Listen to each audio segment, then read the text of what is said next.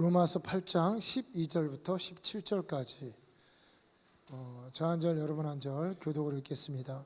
그러므로 형제들아 우리가 빚진 자로 돼 육신에게 져서 육신대로 살 것이 아니니라.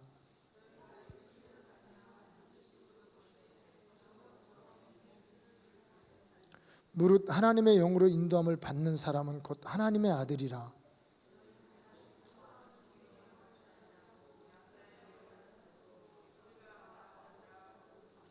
성령이 친히 우리의 영과 더불어 우리가 하나님의 자녀인 것을 증언하시나니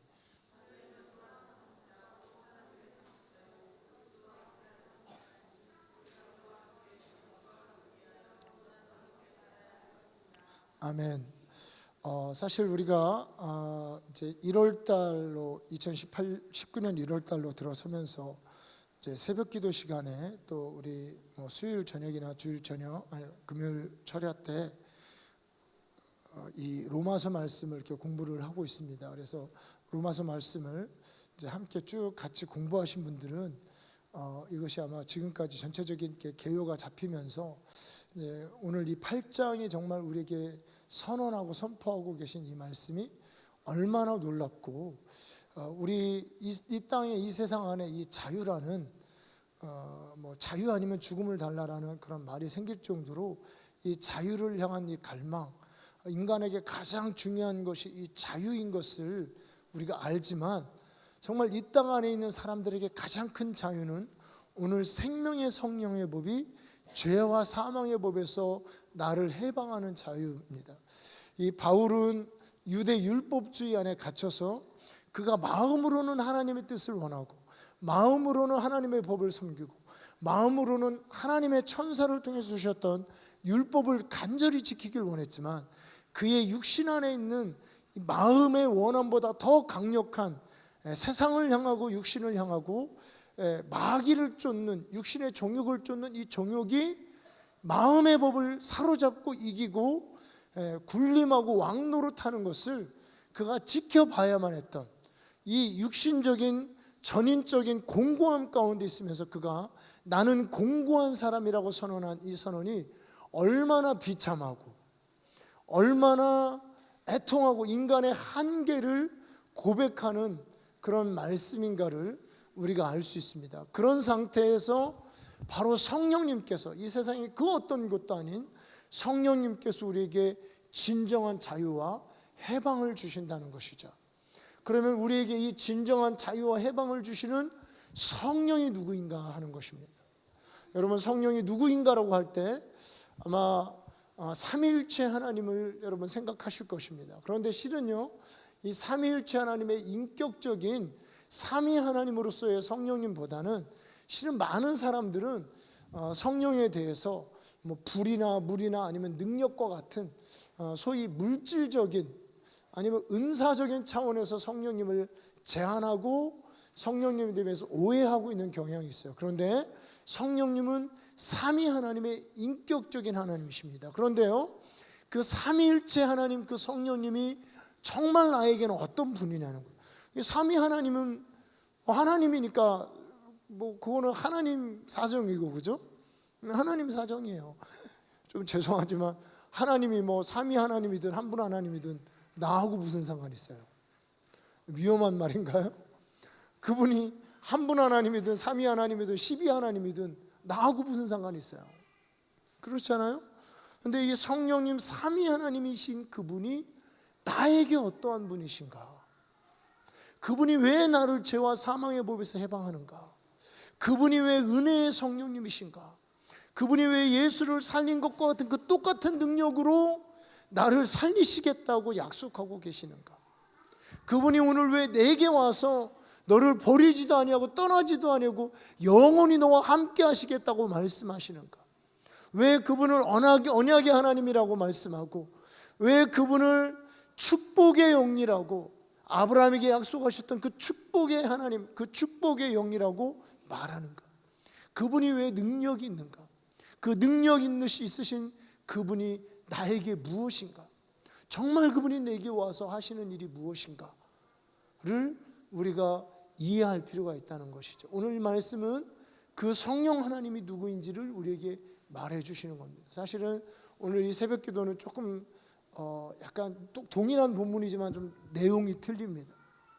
오늘 이 성령 하나님은 바로 나를 자녀 삼는 영이라고 성경은 말하고 있습니다.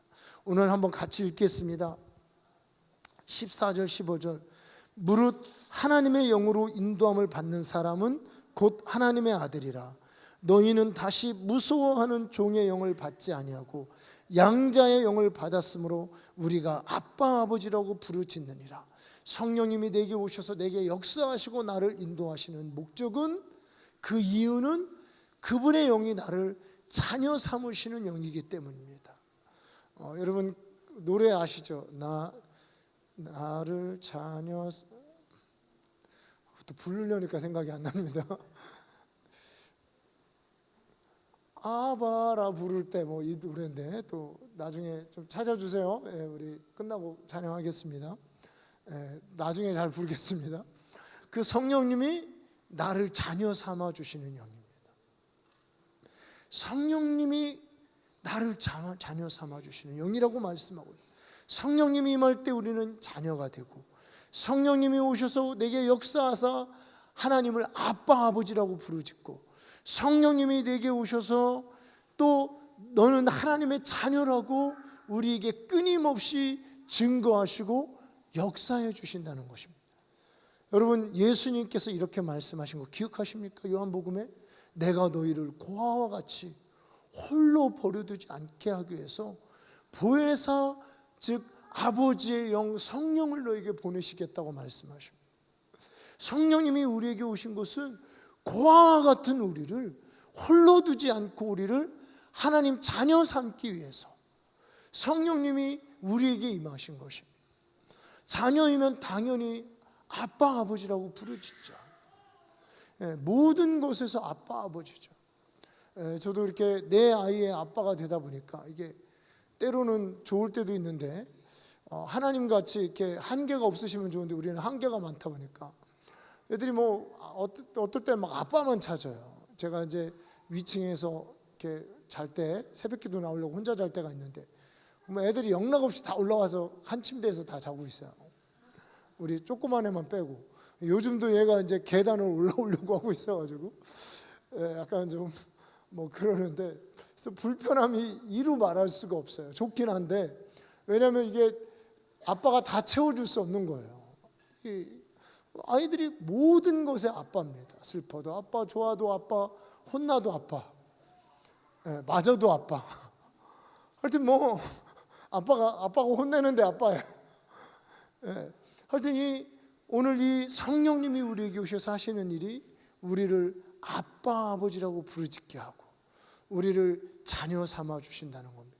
여러분 이것이 왜 중요한 줄 아십니까? 하나님이 성령님이 우리를 자녀 삼아 주시는, 우리가 고아와 같았고 아버지가 없었고 하나님도 없었고 세상에서 외인이고 유대인들에게는 이방 죄인이었고 개처럼 여김을 받았고 문 밖에 있었던, 구원 밖에 있었던 사단의 나라에 속했고 어둠에 속해 있던 우리를 성령님이 오셔서 자녀 삼아 주신다는 겁니다. 여러분 반대로요, 성령님이 안 오시면 어떻게 됩니까? 성령님이 안 오시면 하나님을 아빠 아버지라고 부르짖을 수가 없는 거예요. 하나님께 기도할 수가 없어요. 하나님께 기도해도 하나님 응답도 안 하십니다. 그들이 예수님을 믿는다고 하지만 여전히 고아의 영으로서 살아가는 거예요.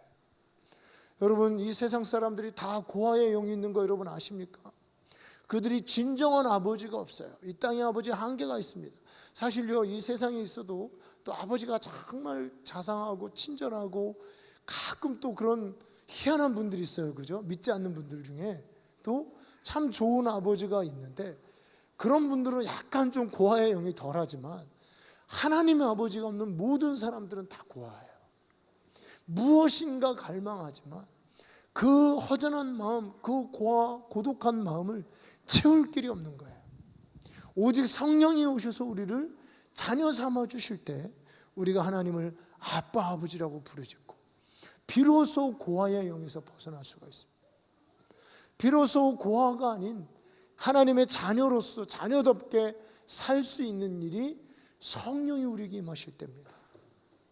많은 정말 이 땅에 성령 없이 신앙생활 하는 것이 가능한지는 모르지만 하여튼 그런 분들이 있어요. 신앙생활 하신다고 하면서 성령 없이 사시는 분들이 있어요. 이런 분들을 보면 대체로 고아의 영에 시달려요. 하나님 아버지가 누군지 몰라요. 그래서 나름대로 자기가 뭐 성경도 보고 원칙대로 사는데 하나님을 아버지로 모르기 때문에, 그 아버지와의 친밀한 강렬한 이 사랑의 체험이 없기 때문에, 사랑의 연합이 없기 때문에 고아와 같이 살아가요. 성령이 우리에게 오셔서 우리를 아버지, 이 고아의 영에서 자유케 하시고 우리를 하나님의 자녀 삼아 주셔서 우리 영 깊숙한 곳에서 아바 아버지라고 부르짖게 하십니다. 그런데요, 오늘 성령이 오셔서 우리를 고아의 영에서 자유케 하실 뿐만 아니라 분명 요한복음은 너희를 고아와 같이 버려두지 않겠다 그랬습니다. 함께 하시겠다고 말씀하실 뿐만 아니고 우리를 무엇에서 자유케 하냐면 종의 영에서 자유케 한다고 말하고 있습니다. 너희가 다시는 무서워하는 종의 영을 받지 아니하고 양자의 영을 받았다라고 말하고 있어요. 다시는 무서워하는 종의 영을 받지 않고, 자, 다시는 무서워하는 종의 영을 받지 않았다고 말할 때 그러면 지금 상태가 이 양자의 영, 성령이 오시기 전에는 무슨 영 아래 있었다는 거죠? 국어가 좀 어렵죠, 그죠? 자, 다시는 어게인이잖아. 어게인은 다시는 받지 않는다는 것은 지금 성령이 오기 전에 우리가 다 어떤 영 아래 있다는 건가요? 종의 영. 종의 영 아래 있다는 것입니다. 여러분, 이 종의 영은 성경이 말하는 문자적인 문법적인 뜻 안에서 이것은 율법을 말합니다. 율법. 그래서 여러분, 율법은요, 우리 히브리서에서 율법은 천사를 통해서 주어진 겁니다. 우리가 받은 복음은 아들을 통해서 주어진 거예요. 그래서 율법은 간단합니다. 율법이 온 즉시, 율법은 받은 즉시, 율법을 받은 사람들은 뭐가 되는 줄 아십니까? 종이 되는 거예요. 하나님을 종으로서 섬깁니다. 그러니까 그러니까 아들이 아니기 때문에 기업이 없어요. 그래서 가나안 땅도 둘만 딱 들어가고요. 그리고 그 가나안 땅이 여러분 천국이 아닌 거 잘 아시죠? 가나안 땅은 비유지 천국은 아닙니다. 그래서 며칠 후 우리가 요단강 건너가서 그 가나안 땅에 갈 게 아니고 우리는 천국에 가야 되는 것이죠. 그래서 이 종의 영이라는 것은 유업이 없습니다. 하나님의 아들이 아니에요. 이게 천국 가는 영이 아닙니다. 종으로서 어떤 일을 해야 되냐면 두려움으로 섬겨야 되는 일만 있는 거예요. 왜 두렵습니까? 잘 섬기지 못하면 주인에게 혼나는 거예요. 제가 이렇게 우리 아이가 그 링컨 이제 책을 좀 읽어달라 그래가지고 링컨 책을 이렇게 읽어주는데 실제 그 링컨이 노예 해방을 하는 그 당시에 그 사진 같은 게 있더라고요. 사진, 흑백 사진이 있는데 그 노예 해방을 할 때든 뭐 아니면 그 조금 뒤에든 간에 이 흑인들 그 노예로 종으로 와가지고 그 미국 사람들이 대부분 뭐 크리스찬이라고 그러고 청교도가 세운 나라 어쩌고 하는데도 노예들을 때로는 얼마나 혹독하게 다루냐면 노예가 이렇게 등어리를 이렇게 보여주는데요. 뒤에 이렇게 등어리를 보여주는데 이게 무슨 막 뭐랄까 이렇게 이렇게 막 얼마나 맞았냐면 이렇게 그냥 이렇게 자국이 아니에요. 이렇게 딱 맞으면 살이 쫙 패이면 부풀어 오르잖아요. 이렇게 상처가 나면 부풀어. 그러니까 하나의 무슨 뭐 이런 무슨 뭐랄까 이렇게 쭉 물감 같은 걸로 이렇게 그려놨다 그러나 아니면 여기를 뭘 막 붙여놓은 것 같이 온 여기가 이렇게 돋아 올라와가지고 맞은 자리가 소위 말하는 이렇게 좀 비유가 적절할 정도로 이렇게 창자 같은 게 이렇게 힘줄 같은 게 밖으로 돋아 올라와서 이게 뭐 온 등어리가 만신창인 거예요. 그렇게 되도록 때리는 거예요. 쥐들이 잡아놓고 그렇잖아요. 지들이 잡아놓고 그렇게 했대. 이게 여러분 종입니다. 이게 19세기 위대한 기독교의 나라라고 하는 미국에서 있었던 종들을 다루는 방식입니다. 그럼 여러분, 이 로마서가, 최소한 로마서가 쓰여질 때 이 종들은 인권이 없어요. 이건 죽여도 상관없어요. 이런 어떤 모습이 이 로마서가 쓰일 때의 종이었다는 겁니다. 그래서 여러분, 이 종이라는 것은 실은 주인의 마음에 맞지 않으면 잘리는 겁니다. 자기 신분을 잘 알아야죠. 주인의 눈에 들지 않으면 잘리고, 그리고 버림받고 형벌을 받는 것이 종입니다. 그러니까 당연히 종은 어떻습니까? 두려워하는 거죠. 특히 율법의 종으로서 율법대로 살 수 없을 때, 우리 바울이 말한 것처럼 율법을 다 지키다가도 하나만 못 지키면 다 못 지킨 거예요. 그러니까 율법은 엔드입니다. 살인하지 말라 하신 그분이 도둑질하지 말라 그러고, 도둑질하지 말라 하신 그분이 탐내지 말라 그러고, 탐내지 말라 하신 그분이 간음하지 말라 그러고. 그러니까 나는 도둑질도 안 하고 탐내지도 않고 살인도 안 했는데 간음은 했다. 그러면 다 범한 겁니다. 왜냐하면 그 율법을 주신 분은 하나님이시기 때문에. 그렇기 때문에 평생 율법에 매여서 종노릇하고, 형벌이 무섭고 하나님이 무섭고. 여러분, 하나님도요, 우리가 처음에 이렇게 또 관계가 좋고 이렇게 신앙생활 나름 막 호기 있게 시작하고 처음 믿을 때 막 은혜가 좋고 이럴 때 좋죠. 이 율법이 다 이렇게 가슴에 이렇게 역사하기 시작하면 이거 하나님 말씀 지켜야 되는데 못 지키는 것밖에 없는 거예요. 그리고 하나님은 심장과 폐부를 보시는 하나님이십니다. 그분이 가슴 깊숙한 곳에 있는 의도까지도, 스치는 바람까지도, 생각까지도 그분이 감찰하시는 분이, 그 율법의 잣대로 우리를 재단하신다면 누가 그 앞에 서겠습니까? 그러니까 두려운 거예요. 이 두려워하는 모습으로 섬겼다는 겁니다. 옛날 뭐 군기가 셌다 이러는데 실은 그 두려운 거죠. 고참들에게 맞을까 봐, 간부들이나 선임들에게 기합받을까 봐 두려워서 막 군기 바짝 든 채 했지만 뭐 진짜 무슨 뭐 고참을 뭐 존경했습니까? 그런 게 아니죠. 율법 아래에 있는 성령이 없을 때, 사실 그래서 여러분, 우리가 이 성령이 없는 사람들은 결국은 사망이 두려워서 사망에 매이고, 그리고 율법 아래에 있어서 율법에 매이고, 그리고 고아와 같이 외로운 자로서 고아의 영에 매이고, 그리고 결국은 죄와 사망의 영으로 지옥에 갈 마귀와 어둠에 매인 이런 종노릇하는 자라는 것입니다. 그런 우리를 예수의 피로 말미암아 자유케 하고, 우리 안에서 아들 삼는 영으로 하나님을 아바 아버지라고 부르짖게 하시는 분이 바로 성령이라는 겁니다. 그래서 여러분, 우리가 성령을요, 사실은 다시 인식을 하셔요. 그분은 우리를 양자 삼는 영입니다. 성령님은 우리를 자녀 삼는 영이에요. 그래서 성령님이 우리에게 오셔서 우리에게 나타나는 첫 번째 증상이 뭐냐면, 하나님을 아빠 아버지라고 부르짖고, 그리고 두려움에서 해방이 된다는 거예요. 성령이 오셔서 하시는 일이 뭐냐면, 우리를 자녀 삼아 주시고 두려움에서 해방하시는 이런 일을 성령님께서 우리에게 행하신다는 것입니다.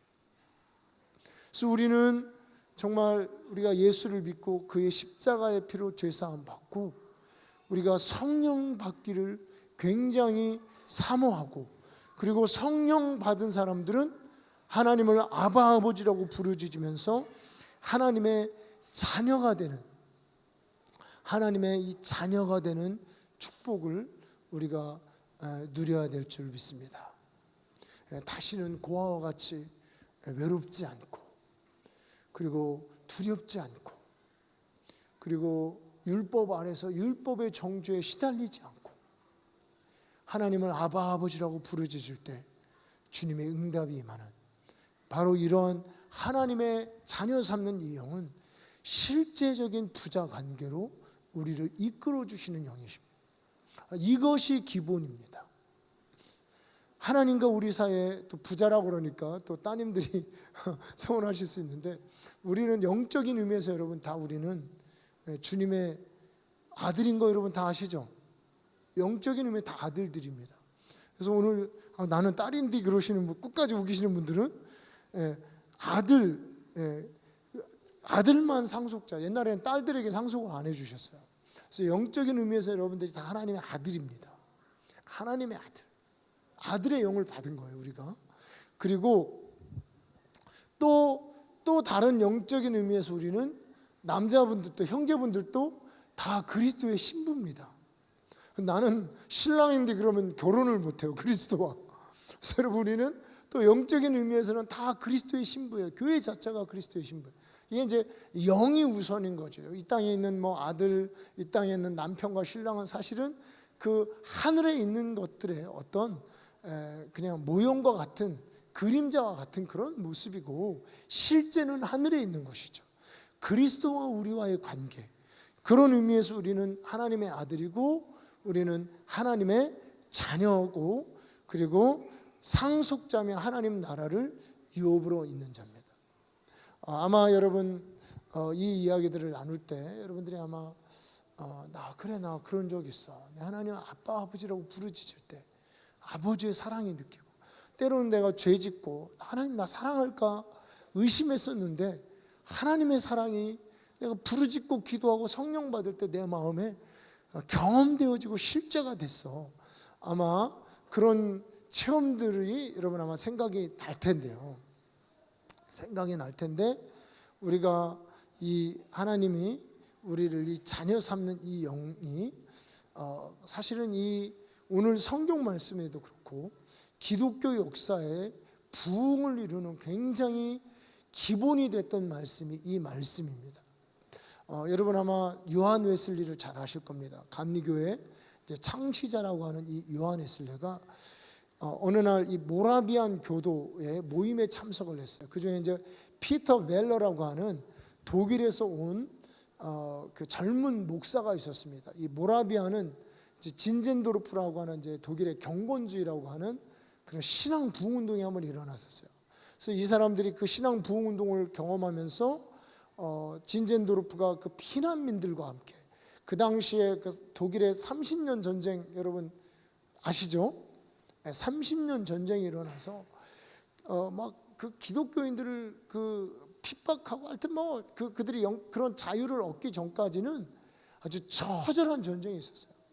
그래서 뭐 이 30년 전쟁이 얼마나 이게 처절했냐면, 그 사람들을 교수형을 시키잖아요. 그러면은 뭐 하여튼 눈 깜짝할 새 누가 와서 시체를 훔쳐가는 거. 심지어는 그 무덤에 묻힌 시체까지도 파서 먹을 정도로, 그럴 정도로 처절한 전쟁이 이 독일에 있었던, 이제 결국 내전이면서 30년 전쟁, 이런 이제 이 30년 전쟁을 지나면서 이 그런 그 모라비안 30년 전쟁 전입니다. 그러니까 그 30년 전쟁의 단초가 될 만한 일들이 이제 독일 안에서 일어나기 시작하는 거예요. 일어나기 시작할 때 이제 특별히 이 모라비안 쪽에 이 진젠도르프 영지로 크리스찬들이 그쪽으로 이렇게 몰려듭니다. 크리스찬들이 몰려들 때 바로 그때 이 진젠도르프가 그 피난민들과 함께, 그들이 할 게 뭐냐면 기도밖에 없어요. 그래서 어떤 원칙을 세우고, 이제 나중에 이제 진젠도르프의 어떤 뭐 수기 같은 게 이렇게 발견되는데, 죽을 만큼 힘들다. 누구 때문에? 이 피난민들 때문에. 그러니까 뭐 진젠도르프는 피난민들 때문에 힘들고, 또 피난민들은 진젠도르프 때문에 힘들고, 서로 막 거기 의지할 데 없는 사람들이 모여가지고 그냥 바글바글 할 거 아니에요. 먹을 것도 없고. 그런 곳에서 신앙생활, 그리고 다 틀려요. 나름 그들이 목숨 걸고 신앙생활하는 사람들이잖아. 그럼 나름 자기들이 갖고 있는 교리들이 있는 거거든요. 그러니까 다 틀리고 뭐 그런 상황에서 그냥 할 수 있는 것은 기도밖에 없는 거예요. 막 기도하고 회개하는데 성령이 강타해 버립니다. 그러니까 참 그 성령님이 놀라우신 분이긴 합니다. 그러니까 최고의 절정의 위기 가운데 그 진젠도르프 그 모임에 베르누트라고 하는 이제 그곳에 헤르누트라는 곳에 이렇게 성령이 강탈을 하고 부흥이 일어납니다. 이제 부흥이 일어나면서 이 사람들이 막 뜨거우니까 선교 운동이 일어났어요. 그래서 주로 선교를 이제 어떻게 거기에 독특한 선교 헌신과 결혼 방법이 있었대요. 그 결혼은 뭐냐면 목사님이 청년들 보고서 얘네들 잘 어울릴 것 같다 그러면 야 니네 둘이 결혼해 이러면서 결혼하는 거.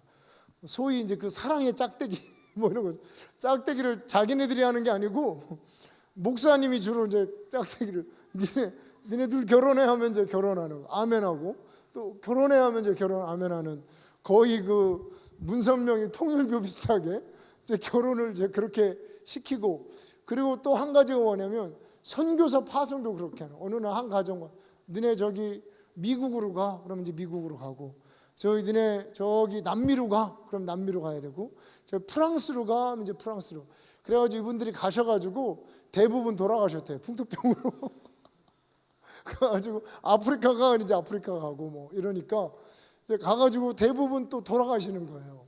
정말 많은 사람들이 죽었습니다. 그러니까 너무 또 이렇게 너무 이렇게 무식하게 이번에 그 선교사님이 수요일 날 오셔가지고 뭐 그런 종류의 말씀을 이제 하셨습니다. 뭐냐면 이제 우리 이제 옛날 샘물교회에서 2007년이라고 했던 것 같아요. 샘물교회에서 선교사들이 단기 선교팀이 아프가니스탄 가가지고 거기서 순교했잖아요. 그래서 순교하면서 교회들이 딱 그 닫아버렸습니다. 그 문을 닫았는데 그 순교한 이 선교사들 단교 선교사들이 아프가니스탄에서 실은 그 샘물교회 팀들인데 인터콥 선교사들이었어요. 그래서 사실 그때 이제 인터콥이 굉장히 좀 어려웠었는데 그래서 이분은 이제 한국 교회가 이렇게 추락하기 시작한 것이 선교사를 안 보내서 이랬다 이렇게 얘기하는데 또 그런 면도 있겠죠. 이제 그런 면도 있는데 뭐 또 꼭 선교사만 안 보내서 그랬겠습니까? 여러 가지 요인이 있죠. 여러 가지. 하여튼 이제 그런 마음으로 그래서 저도 이제 예전에 인터콥 그 어떤 선교사 한 명이 그 설교하는 걸 들어봤는데 그 예수님이 우리가 이제 그런 두려운 마음이죠. 가서 죽으면 어떡하냐, 순교하면 어떡하냐. 근데 예수님이 가라고는 했는데 다시 오라고는 안 했다는 거예요. 그러니까 예수님이 가서 제자 삼으라 그랬지 갔다 제자 삼고 다시 와 고향으로 돌아와 이러지 않았다는 거예요. 안식년 때 와 이러지 않았다는 거예요. 그래서 가서 못 돌아오는 거는 그거는 뭐 성경에 돌아오는 걸 보장하지 않았기 때문에 우리는 가면 된다는 가서 죽든 살든 사실 그런 마음으로 선교하는 것이 맞겠죠. 예, 죽을 각오를 하고 사실 선교지에 나아가야 되는데 또 뭐 또 그 귀한 생명이 거기까지 가서 또 죽으면 이제 안 되는데 하여튼 이 진지엔도르프 때 그런 선교 운동이 있었어요. 사람들이 막 그냥 본인 그러니까 그러면 뭐 교인들이 여러분 제가 여기 유수현 집사님 뭐 내일 선교 가세요? 저기 어디로 몽골로 가시겠어요? 예, 미쳤다고 생각하시겠죠. 제가 아마 이 자리에서 이번 주일날 몇 가정만 파송 여러분들 한번 다 떠날 것 같아요.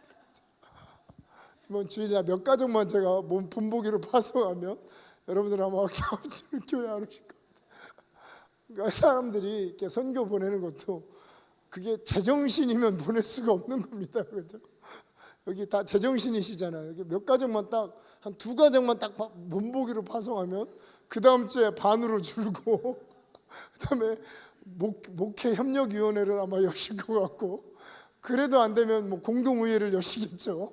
그래서 아마 이게 제정신이면 이렇게 선교하기 힘든 거예요.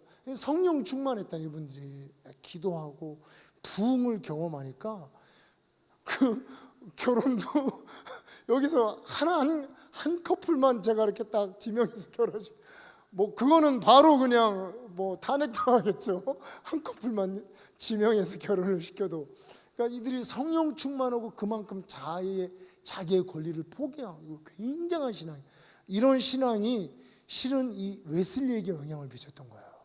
이론적이고 교조적이고 또 율법적인 평생 그가 목사의 아들로 태어나서 정말 하나님 잘 섬겼지만 종의 영을 벗어나지 못해 하나님의 양자 삼는 자녀 삼는 이 영을 받아보지 못한 거예요.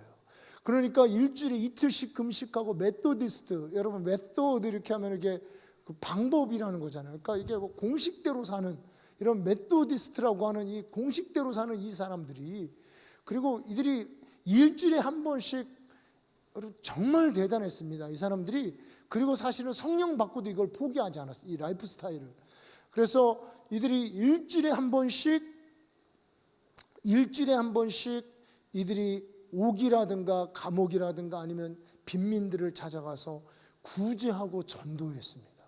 이 젊은이들이, 이 신학생들이에요. 옥스퍼드 수재들이 이러면서 지들끼리 모여서 막 기도하니까 사람들을 이제 메소디스트라고 비난하기도 하고 조롱하기도 하고.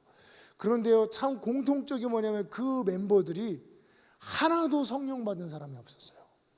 그래서 그 메소디스트의 아주 수장되는 그 리더였던 웨슬리와 찰스 웨슬리, 이 두 사람은 미국에 선교 갔다가 하여튼 잘못돼 가지고 가는 때부터 하여튼 그렇습니다. 그렇게 다시 돌아오고 아주 비참한 상태가 되고 마음의 상태가 공고하고. 그리고 또 조지 휘필드라고 하는, 이제 나중에는 조지 휘필드가 더 유명해집니다. 조지 휘필드는 헨리 스쿠걸이라는 분의 책을 읽으면서 내가 거듭나지 않았다는 걸 깨달은 거예요. 그러니까 그 책을 읽어보니까 다 자기 얘기들이에요. 열심히 봉사하고 열심히 나름 기도도 하고 예배도 드리고 성경도 읽고 소위 그 규칙적인 신앙생활을 하는데 마음에는 기쁨이 한 방울도 없고, 마음에는 하나님에 대한 전혀, 그러니까 형식적인 그런 갈망은 있지만 그 가슴에서 우러나오는 그런 사랑이 없는, 기쁨이 없는, 생명이 없는 딱 자기 얘기인 거예요, 그 책을 읽으면서. 그래서 이 조지 휘필드가요, 몇 개월을 식음을 전폐하다시피 하면서 나중에는 이가 막 너무 심각한 고민에 빠지고 기도하고 성경을 보다가 주위에 있는 사람이, 이렇게 조지 휘필드가 등치가 큽니다. 그리고 눈이 사팔이고 못생겼어요. 등치가 이렇게 뚱뚱하고. 우리 여기 한국에 데려오면 아무도 결혼을 안 할 이런 사람인데, 이런 사람이 그 몇 개월을 자기 구원 문제, 영혼의 문제 때문에 하나님 앞에 간절히 기도하다가 어느 날 죄 사함의 은혜를 체험합니다. 이게 여러분 거듭남이죠. 그러니까 그리스도께서 진짜 나 같은 죄인, 자 여러분, 진짜 나 같은 죄인을 깨닫기 전에는 이 사람이 나름 죄의식이 있었지만 종된 죄의식이에요. 갈등이죠. 근데 나 같은 죄, 이 그리스도의 빛이 비칠 때 나 같은 죄인을 위해서 십자가에서 예수님이 죽으신 이것이 깨달아지면서 그 영혼 안에 죄사함의 확신과 평강이 흘러나는 겁니다. 정말 예수님이 나를 위해서 십자가에 죽으심으로 내 죄 사해 주셨네, 이 확신과 평강이 흘러나는 거예요. 이 평강이 흘러나면서 조금 있는데 어느 날 이제 신학 공부했다고, 옥스퍼드 신학생이라고 교회에서 성공회에서 설교를 시키는 거예요. 그래가지고 이제 부제 성공회는 이제 이런 말이 있는데 나와가지고 설교를 하는데 그냥 뒤집어 버린 겁니다. 그 장소를. 그냥 이 젊은 22살인가 3살밖에 안 된 이 젊은이가 그 공동묘지와 같은 그 성공의 그 기록을 보니까 제가 얼마나 웃겼냐면요.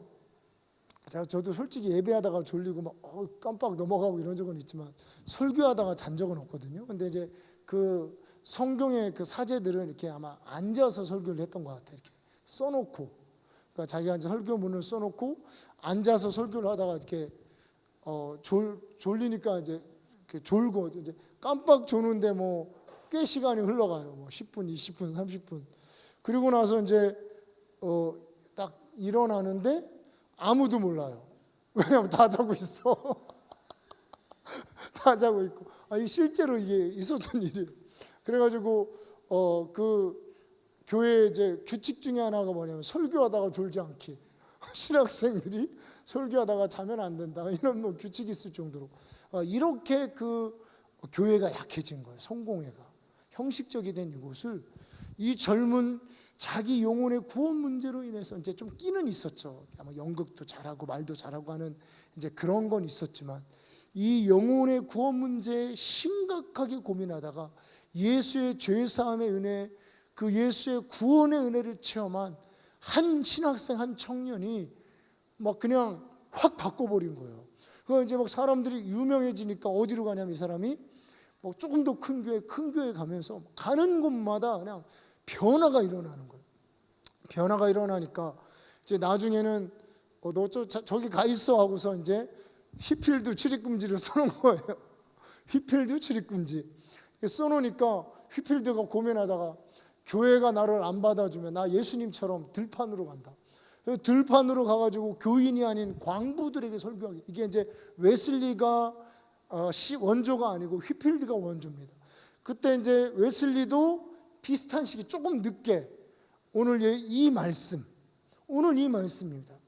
성령이 친히 우리의 영과 더불어 하나님의 자녀인 것을 증언하시나니 라는 이 말씀을 가지고 피터 벨러가 웨슬리에게 물어본 거예요. 당신 요 말씀대로 성령이 증언한다고, 당신이 자녀이면 성령이 증언하시는데 성령의 증거가 당신 안에 있습니까? 내가 진짜 성령님이 너 하나님의 아들이다, 하나님 너 정말 얼마나 사랑하는지 아느냐 라고 하는 성령의 음성이 당신 안에 있습니까? 라고 그렇게 웨슬리가 눈을 감아보니까 그런 증거가 없거든요. 이전에도 없었고 지금도 없고. 웨슬리가 그러면 니들은 물어본 거예요. 우리는 다 있다 해서 평신도들을 다 데리고 온 거예요. 우리 동탄 가면 다 간증시키듯이 이렇게 평신도들이 와서 그들이 성령의 그들의 삶 속에 하나님의 자녀로서 증거하시는 이 삶이 얼마나 감격스러운지 다 간증을 하는데, 웨슬리가 그 간증을 듣고 있다가 눈에 이렇게 촉촉하게 이슬이 맺히다가 못해. 나중에는 자기 영혼에 얼마나 비참한가. 이들이 있는 그 예수가 자기 안에 이것이 없는 실제로는 눈멀고 공고하고 비참한 영혼인 것을 웨슬리가 깨닫고 거기서 웨슬리가 통곡하고 울었다 합니다. 이 통곡하고 울었다는 이 역사는 안 감독님이 독일 모라비안 문서에서 어떻게 찾아내셨는지 논문을 보시고 설교하는 걸 제가 이렇게 들은 거 참고하면, 저도 이제 웨슬리를 좀 연구를 했지만 그 영어로 된 감리교 문서에는 그래도 우리 그 웨슬리가 시조잖아요. 시조가 통곡하고 울었다 막 이런 말은 빼놨는데 독일의 모라비아인들의 어떤 문서에는 그게 있답니다. 통곡하고 울었다. 나중에는 막 울다가 흐느끼다가 통곡하면서 우는, 자기 영혼의 상태에 대해서 통곡하게 우는, 그러면서 이가 이제 구원의 확신을 받고 평안을 받고 성령을 받은 이후에 휘필드가 웨슬리 보러, 웨슬리도 갈 데가 없는 거예요. 그러니까 휘필드가 형 일로 와요, 같이 해요 하면서 둘이 부흥회를 인도하기 시작한 겁니다. 광부들 대상으로. 여러분 그 당시 광부는요 얼마나 무식했냐면, 어느 날 광부들이 부흥회를 참석하고 은혜 받고 나서 변화되잖아요. 변화되고 나서 다시 복귀를 할 거 아니에요. 그 일은 해야 되잖아요. 이제 광부로 옛날에는 이제 그 탄을 끄는 게 무슨 탄차가 끄는 게 아니고 노새나 당나귀가 이렇게 탄차를 끌었답니다. 그런데 광부들이 은혜 받고 와서 굉장히 성령 충만하게 노새나 이렇게 당나귀들에게 그 쓰는 용어가 있대요. 이렇게 뭐 그 탄 이렇게 가면을 딱 때리면서 뭐 가라고 그러면 가고 오라 그러면 오는 이제 용어가 있는데, 아주 은혜로운 용어를 쓰는데 당나귀나 노새가 못 알아듣는 거예요. 왜 못 알아듣냐면 용어가 바뀐 거예요. 옛날에는 욕으로 나름 그 짓거리는 욕이 있겠죠. 욕을 하는데 이제 은혜 받았으니까 욕하면 안 되잖아요. 그러니까 뭐 당나귀 씨 뭐 이렇게 했든지 하여튼 뭐 은혜로운 용어를 쓰다 보니까 당나귀가 못 알아듣고 얘가 어리둥절한 거예요. 얘가 당나귀가. 그래가지고 한동안 좀 그 생업에 지장이 있었다 이런 것도 실제로 이렇게 문서에 나와 있습니다. 그러니까 이게 엄청난 파장이 일어난 거예요. 여러분 사실 이런 게 부흥이죠. 우리가 한국 땅에 이런 부흥이 일어나야 돼요. 저는요 확신이 있는 것이 여러분 오늘 우리 이 성령의 증거, 성령이 아바 아버지라고 증거하신다는 이 각성, 우리가 정말 예수 믿는다는 명분만이 아닌 성령이 자녀 삼으시는 이 영, 하나님의 아들 삼으시는 영, 아버지의 사랑이 우리 가슴에 부어주시는 이 영, 그래서 우리가 말뿐이고 명분뿐이고 실제로는 종노릇하고 고아의 영 가운데, 속박 가운데, 어둠 가운데, 사단의 권세 가운데 여전히 종노릇하는 우리 한국 교회의 교인들이 정말 성령님께서, 예수께서 십자가에 죽으신 것은 성령을 우리 마음에 부어주셔서 우리를 하나님 자녀 삼아주시고 하나님을 아바 아버지라고 부르짖으실 때 온 세상을 창조하시고 아들을 죽이시기까지 사랑하신 그 사랑이 성령 안에서 우리에게 부어주시는 이것이 우리에게 실제해야 된다는, 이것이 진정한 리얼 크리스찬 라이프라는, 이들이 이런 각성이 일어나면요 한국교회 부흥이 일어납니다. 이거 여러분 사실은요 정말 죄송하지만 누군가 뭔가 잘못된 신학이 천국문을 막고 있어요. 하나님의 자녀 삼아주시는 아들 삼는 이것을 막고 있어요. 우리 보령에서 제일 큰 교회 중에 하나, 이거 뭐 계속 얘기해야 돼요. 저는 그 목사님한테 얘기하고 싶은데 또 그러면 또 싸가지 없다 그럴까봐 젊은 놈이 그거는 못하겠고, 얘기 말씀드렸잖아요. 거기 구역장 하나가 어느 날 그런 거를 경험을 한 거예요. 그런 걸 경험하고 자기 뭐 구역인가 속행가 하여튼 사람들 모아놓고 간증을 한 거예요. 그거 좀 직접 들었습니다. 간증을 하는데 하나님이 내가 이렇게 힘들었는데 하나님이 나를 사랑한다 그러시고 성령님이 나를 이렇게 인도하시고 내가 기도하니까 하나님 응답하시더라. 그랬더니 거기 있는 구역원들이 쭉 앉아가지고 뭐 속회원이라 그러나 구역원이라 그러나 쭉 앉아가지고 하나님이 너무 부러워요. 저는 한 번도 그런 적이 없어요. 하나님의 자녀가, 하나님을 아바 아버지라고 부르짖는 하나님의 자녀가, 예수가 피 흘려 죽이시기까지 해서 자녀 삼아주시는 그 영을, 성령님을 우리를 아들 삼기 위해서 우리 마음 안에 부어주시겠다고 언약을 통해 맹세로서 고아와 같이 너희를 버려두지 않고, 고아와 같이 너희를 버려두지 않고 내가 너를 또 다른 보에서 성령을 보내시겠다고 말씀하시는 그 예수의 그 약속 말씀이 분명 십자가에 죽으신 그 예수가 우리 눈에 밝히 보이는데요. 밝히 보이는데 한 번도 하나님을 아버지로 체험하지 못하고 여전히 고아와 종과 죄와 사망의 법에 매여서 종노릇하고 있는, 저는 사실요 이 각성만 일어나도 한국 부흥이 일어납니다. 대부분 고아요. 입문도 못했어요. 이거는 어느 교회는 이런 특징이 있고 이 교회는 이 특징이 있는 게 아니에요. 여러분, 이거 구원의 문제입니다. 성령께서 친히 우리의 영과 더불어 우리가 하나님의 자녀인 것을 증언하시나니, 자녀이면 또한 상속자 곧 하나님의 상속자요 그리스도와 함께한 상속자가 되는, 이 상속자는 단순히 천국에 가는 차원이 아니고 하나님의 모든 것을 물려받는다는 뜻입니다. 자녀에게 당연히 주시죠. 하나님의 모든 것을 예수께서 하나님의 아들로서 다 물려받듯이 우리도 그 하나님의 모든 것을 물려받는다는 것. 주님의 기도할 때마다 응답이 있고 부르짖을 때마다 주님께서 함께 하시고 외로울 때마다 주님의 위로와 사랑이 함께하는 이 놀라운, 내가 너를 버리지도 않고 떠나지도 않는 아버지의 영이 내 심령 가운데 임해서 아빠 아버지라고 부르짖을 수 있는 이 은혜를 우리는 모르고 산다는 거예요. 울어도 못합니다. 시일야 방송되고 해도 사실 이게 더 가슴 아픈 일이에요.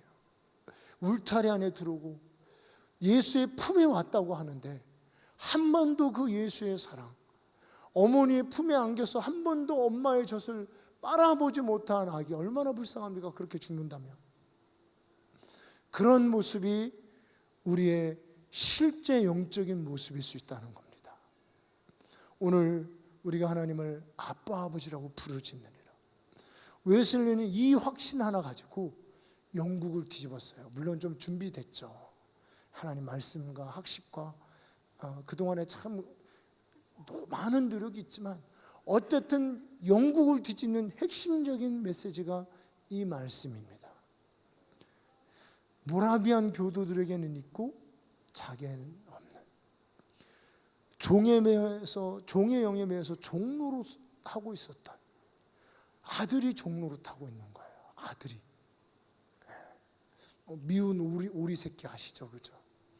제가 그 미운 오리 새끼 이렇게 보니까, 물론 나중에 백조가 돼서 그러긴 한데 항상 우울하더라. 걔는 뭐 늘 우울하고 늘 열등감이고 막 그냥 또 세상이 또 그렇게 만들어요. 소위 그 왕따 막 이렇게 해가지고 그냥 뭐 늘 우울하고 늘 열등감이고 막 나는 왜 이럴까 그러고 막 가출하고 막 여기도 가출해요. 있는 사람들이 있는지 모르겠지만 하여튼 가출해요. 제가 가출해요. 오늘 이렇게 우리 보령뉴스 기자분이 오셔가지고 취재를 했어요. 스토리를, 목사가 되기까지 스토리를 얘기해줘서 제가 이제 가출했던 스토리를 얘기를 했어요. 다 그게 이제 우울하고 뭐 열등감에 또 뭐 그런 거죠. 고아의 영 때문에. 사실 그렇게 뭐 출가도 하고 가출도 하고 이제 뭐 자살도 하고 이렇게 사는 건데요. 여러분, 웨슬리가 이 성령 양자의 영을 받고 그 인생이 바뀌고 근본적으로 바뀐 거죠. 종에서 아들로 근본적으로 바뀌고 영국을 뒤집었다면 여러분, 우리도 할 수 있습니다. 우리도 근본적으로 바뀔 수 있어요. 하나님을 아빠 아버지로, 정말 웨슬리가 만난 것처럼 하나님을 아빠 아버지로 우리가 제대로 만나고, 아빠 아버지로 만지려면 어떻게 만나니까? 부르짖는 겁니다. 그러니까 여러분, 이 기독교의 기도의 가장 기본이 부르짖는 기도예요. 그러니까 부르짖어 기도, 아빠 아버지라고 부르짖어 기도할 때 뭐 방언도 오고 응답도 오고 그렇게 하는 거고요. 그리고 이제 묵상 기도는 어떻게 하는 거냐? 성경 읽으면서 성경을 반복해서 고백하는 것이 묵상 기도입니다. 그러니까 기독교는 사실은 크게 기독교 기도의 핵심은 부르짖는 기도예요. 이거는 창세기부터 나옵니다. 부르짖는 기도. 그래서 이 부르짖는, 아빠 아버지라고 부르짖는 이 기도 안에 바로 성령의 응답과 자녀 삼는 영과 성령의 증거와 우리 기도에 응답하시는 하나님의 사랑과 이 고아와 같이 이 외로운 고아의 영을 가진 나에게 위로와 함께 하시고 도와주시는 아버지의 사랑이 우리 가슴에 부음받는 이것이 바로 여러분, 아빠 아버지라고 부르짖는 이 기본적인 것 안에서 누구든지 주의 이름을 부르는 자가 응답받는 이 기본적인 이 부르짖음 안에서 이 자유와 해방과 근본적인 변화가 있다는 거예요. 그래서 여러분, 우리가 또 부르짖으라 그러니까 나도 부르짖어 봤는데, 여러분, 우리가 진정한 마음으로 언제까지? 될 때까지 부르짖는 겁니다. 부르짖고 성경 보고, 부르짖고 성경 보고, 제대로 진리 안에서 진짜 하나님 내 아버지인데, 하나님 내 아버지인데 나 왜 이렇습니까? 하나님 내 아버지인데 나 왜 이렇습니까? 제가 시드롯 영상을 하나 봤습니다. 이 영상을 봤는데 그 시드롯이라는 이제 그 분이 유대인인데 그 슈퍼내추럴한 이제 초자연적인 여러 가지 그 기적들이 거기에 많이 나와요. 거기 뭐 정말 재밌습니다. 그리고 이제 한글로도 잘 번역이 되어 있는데 이번에 참 그 은혜가 되는 것을 하나 봤는데 이제 어떤 가정이었냐면 자녀가 자폐였어요. 자녀가 자폐였는데 이 아이가 조금 반응도 하고 말도 하고 두들 때였나 이렇게 갑자기 애가 이제 이렇게 막히기 시작하는 거예요. 그러더니 이제 말도 못하고 반응도 못하고 계속 가가지고 이제 스위치만 보면 껐다 켰다 이렇게 하고, 그러니까 이제 완전히 이제 완전 자폐, 의사가 이제는 불가능하다라는 이제 진단이 나오고, 이런 자폐를 가지고 이 부모가 한 일이 제가 보니까 막 부르짖었더라고요. 막 하나님 왜 이러냐고 그러고, 하나님 왜 나에게 이런 고난을 주냐고 그러고, 어떻게 해야 되냐고 그러고, 모든 방법을 써도 안 되는 거예요. 그럴 때 이 엄마가 막 부르짖고 막 기도하고 이렇게 하다가 어느 날은 이제 성경을 가지고 교육을 하기 시작한 겁니다. 짧게 이제 봤습니다. 이렇게 성경을 가지고 교육을 하다가 Jesus is healer라는 말을 쓰면서 힐러 그리고 헤든가를 쓴 거예요. 그러면서 예수님이 뭐지? 하니까 이 아이가 힐러를 딱 찍는 거예요. 이제 그때부터 이 아이가 글자를, 말은 못하는데 글자를 쓰기 시작합니다. 그러니까 말을 못하는데 글자로 바로 넘어가는 거예요. 글자로 넘어가면서 이 아이가 부모와 교통하고 또 하나님께 받은 은혜를 또 글자로 그 아이패드 가지고 이렇게 글자 쓰는 걸 가지고 하고 이렇게 하는 모습을 이렇게 보았습니다. 그래서 제가 참 정말 이 기적은 우리 하나님을 응답하시는, 우리 치유하시는, 함께 하시는 이 기적은 우리가 하나님을 아바 아버지라고 부르짖고, 하여튼 모든 내 인생의 생사화복의 모든 근원과 결정권자는 하나님이시다.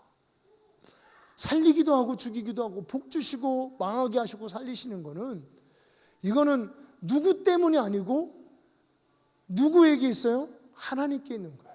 그러니까 나에게 원인이 있든요, 내가 죄를 지었든 어떻든 간에 어떻게 잘못했든 간에 이거를 해결할 수 있는 분은 누굽니까? 하나님이에요. 세상에는 없습니다. 그래서 우리가 그 하나님께 아바 아버지라고 부르짖으면서, 아빠이기 때문에 궁금한 거는 질문하고 끊임없이 하나님께 나아갈 때 결국 기적과 축복과 응답은 주님이 주시는 것입니다. 왜냐하면 우리가 자녀이기 때문에 성령님께서 우리에게 은혜로서 하나님께서 응답해 주시는, 여러분, 그래서 우리가 이런 놀라운 하나님의 응답이, 여러분, 하나님 안에서 나는 자녀라는, 십자가의 피로 우리가 구속받은 자녀라는, 그리고 나를 자녀 삼아 주시는 성령이 오실 때 비로소 우리는 자녀답게 성령으로 부르짖어 기도할 때 자녀답게 살 수 있다는 이런 어떤 깨달음 안에서 여러분 하나님 응답받다가, 여러분 그 시드롯 같은 데도 나가셔서 좀 간증하시고, 그래서 담임 목사가 누구냐 그러면 김익현 목사라고 여러분 좀 잘 좀 소개 좀 해주시고, 그래서 얼떨결에 저도 한번 좀 갔으면 좋겠습니다. 그래서 여러분들 때문에. 그래서 이런 그 정말 세계인이 봐요. 몇 천만 명씩 봅니다. 이 시드롯은 그런 정말 그런 큰 축복이 여러분들에게 넘쳐나시기를. 그래서 오늘 이 구정 때도 여러분 그 떡국 자시고 나서 너무 또 막 가족끼리 또 모이긴 하는데 너무 친밀하게 킬타임 하지 마시고, 이렇게 가능하시면 교회 와서 막 부르짖고 기도하시고 하나님 앞에 크게 축복받은 가문의 흐름을 바꿔버리는 그런 명절이 되시기를, 하늘로부터 오는 명절이 되시기를 주님의 이름으로 축복합니다.